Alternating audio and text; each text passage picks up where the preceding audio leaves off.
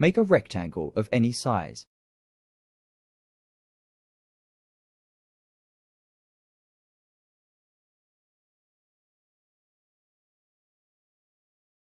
Go to Object Path, split into Grid.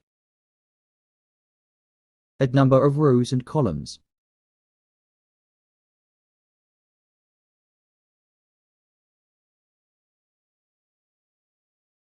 Adjust cutter size.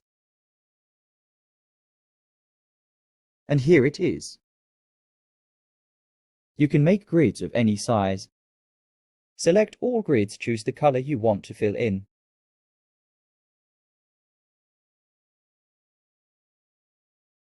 Select any one grid, choose the color you want to fill in.